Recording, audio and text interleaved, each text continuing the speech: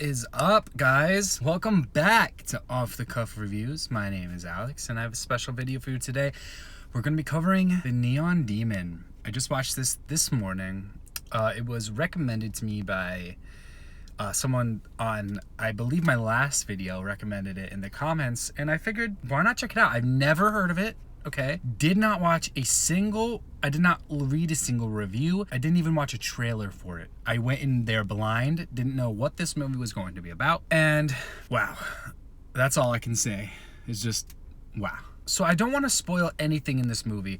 I'm just going to give you guys basic plot points and kind of go into what I thought about each element in the movie. So this movie is written and directed by Nicholas Refn, and he is the person who wrote and directed Only God Forgives, Drive, Bronson. I've seen some interviews with him in the past, and he is quite a strange guy. I do really enjoy his films. Drive is incredible. Drive is probably one of my favorite movies. Like, it's probably going to be one of my top rated films. It's just genuinely incredible. One of his movies, Only God Forgives, didn't get as much good press as you probably think, it's because he tried a lot of new things with that movie. He was really experimental with just a lot of different, just almost all of the elements. He was really experimental with that. I enjoyed it. I know a lot of people didn't enjoy it because of how experimental it actually was, just because they couldn't get behind like a lot of his things that he was doing. But I really appreciated that. So I went into this movie not even knowing that he directed it until afterwards, and wow, Elle Fanning is incredible in this film. This film follows a model who grows up in like a suburban town but then moves out to LA to become a star, and it kind of plays on themes of what beauty means to us as humans, how we perceive beauty, and it plays on a lot of different things like those elements. It is also a psychological, thrilling horror movie. Now, we don't get to the horror aspect until the end, to the final act, and what a final act it was. This is not for the squeamish. This is not for the faint of heart. The ending of this film is definitely polarizing. The whole film is definitely polarizing. It even split me on as I was watching the film, I had a different feeling afterwards, if that makes sense. While I was watching it, I was kind of wondering what the point of the film was, and then they kind of wrapped everything up in this tight little bow at the end with the final act.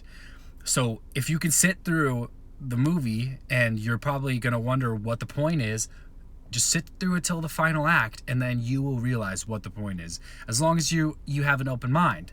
And you have to keep an open mind throughout until the very end of the movie. This movie is very experimental. Visually, it is stunning. It is one of the best looking horror films that I've ever seen in my entire life. It's incredible. Its cinematography is incredible. The use of colors is just so euphoric and so engaging. The whole film just felt riveting throughout the entire thing. Even on those parts where you may be wondering what the point of the movie is, you are still kind of riveted at Elle Fanning's performance and the directing style and everything that goes into this film. The score is incredible. It's enthralling, and it works well with the themes of this movie. Overall, it was really good. I really enjoyed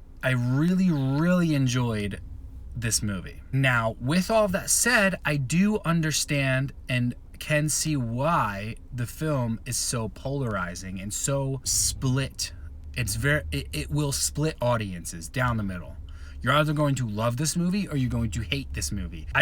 Now a lot of the criticism is that there's no substance to it. I disagree. He tells the story through visuals. A lot of it's not through the dialogue or what's actually taking place in the story. It's through the visual elements in the movie. And if you aren't paying attention or you aren't engaged enough to really understand what's going on, you aren't going to enjoy it at all. I'm not trying to attack anybody for not understanding the movie, but I just wanted to make that point, as you have to really have an open mind and really play with what is going on on screen visually to really understand the message behind the film. One of the lines in the film was, "Beauty isn't everything, it's the only thing."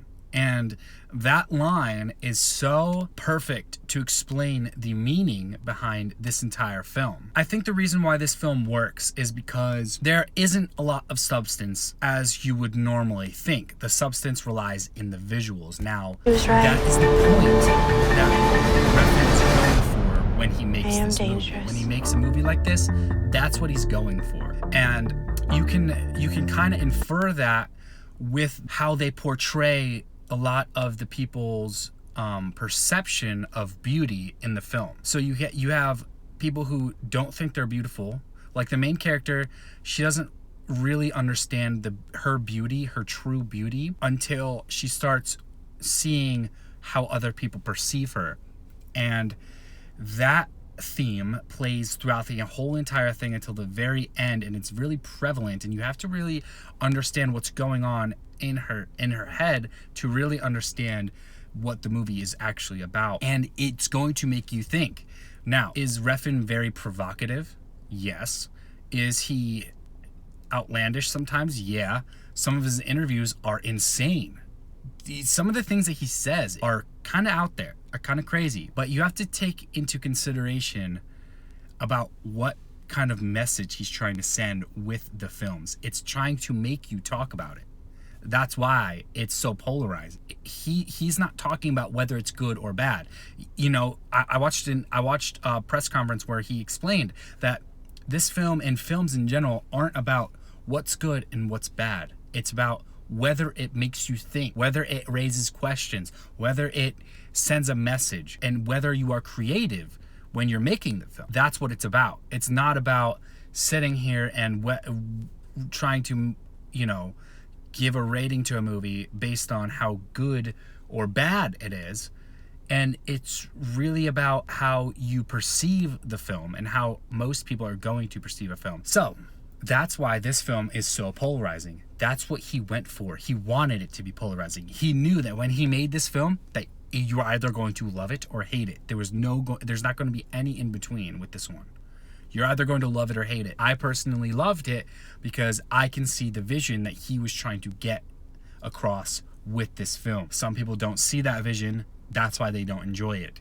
You can't really sit here and say that it's a bad film. Visually, it's great. The performances are great. Everything in this film, the score is great. The directing style is great. Everything in this film works. It's whether you understand the message or if you don't understand the message, or if you understand the director's vision, or if you don't understand the director's vision. If you don't understand it, you're not going to enjoy it. Please, if you're going to go watch this movie, have an open mind. Keep that open mind up until the very last second of this film, and try to think about the film as you're watching it and then afterwards, and then draw an opinion based on what you think of the film. So with all of that said, I am going to actually give this film an A-.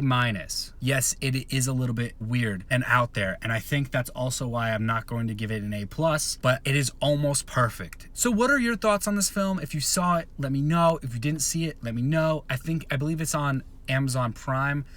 You can go watch it. So go stream this one. Let me know in the comments below what you thought.